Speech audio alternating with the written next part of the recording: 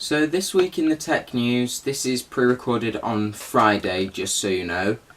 We have about the delay of Galaxy Fold's launch, teasers of next-gen X570 motherboards for Ryzen 3rd generation, and we have Google banning a developer with 500 million downloads on the Play Store, and finally, Samsung has made iFixit remove their Galaxy Fold teardown.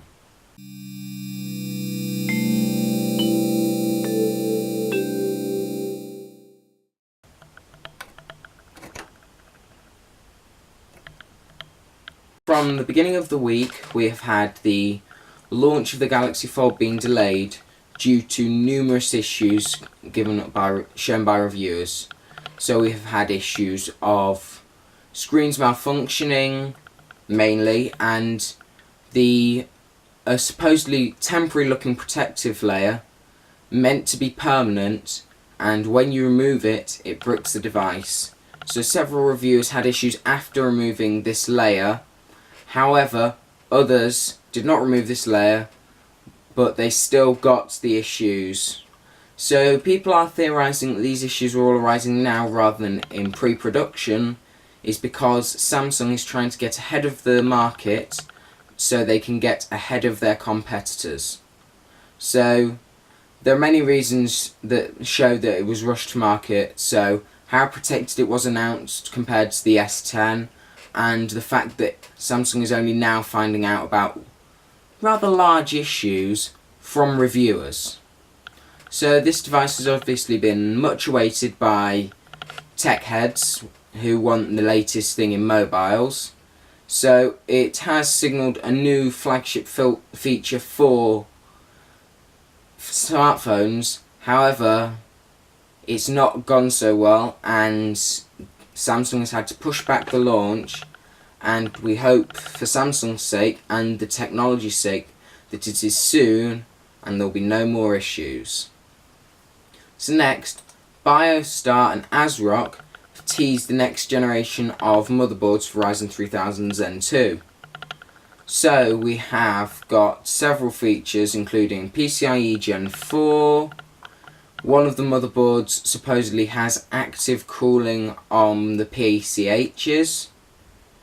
So these are obviously built for the Ryzen 7nm CPUs, and ASRock has teased at least 2 flagship designs with some serious designs and obviously more RGB. So these motherboards are supposedly going to be showcased at Computex, which we hope to cover, and we may even increase our video release schedule just for Computex itself. So BioStars have got colour themed motherboards and it is a racing series lineup. So VRMs are cooled by metallic fin heatsinks, AM4 socket, 4 DIMM slots for DDR4, and also, most interestingly, the motherboard battery is located next to the I/O cover. So instead of being down here where if you've got expansion cards it can be hidden, it's up here where nothing can really block it unless you have a really big CPU cooler. So, and when I say large CPU cooler, I mean like that one that Linus Tech Tips had for their fully passive workstation, massive. I'm not talking small.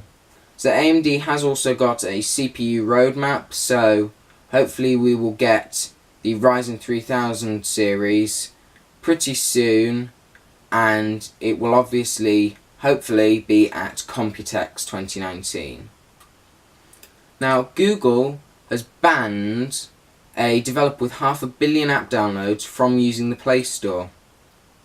So they are banning a major Android player, DO Global, and removing their apps after it's discovered that the company was doing something called ad fraud. So nearly half of their apps have already been removed, and expected the rest will disappear within the next few days. So the apps published by it have racked up more than 600 million downloads on the store. Well, they are not the first company to try and do this. They are one of the largest. So in addition to having them removed, they've also been given the boot from Google's AdMob network, so they can no longer market their products through Google's advertising systems. So this all comes after BuzzFeed found that at least 6 of their apps included code that made it seem as though a user was going click on every single advertisement, even if they weren't using the app. So the apps had generic names like Selfie Camera, Total Cleaner, and seemed intentionally obscure in the fact that they were owned by them, which violates Play Store policy. Now finally, Samsung supposedly put the screws to iFixit to make them remove their Galaxy Fold teardown. So up here you can see several images from said teardown, and this teardown showed many of the Fold issues and why so many of them were failing. So iFixit didn't actually get a review sample, but received it through a partner. So Samsung contacted iFixit through said partner and threatened a supply supposedly, and got them to remove the review until they can get their hands on a retail model of the device. So thank you very much for watching, and I hope you've enjoyed this video.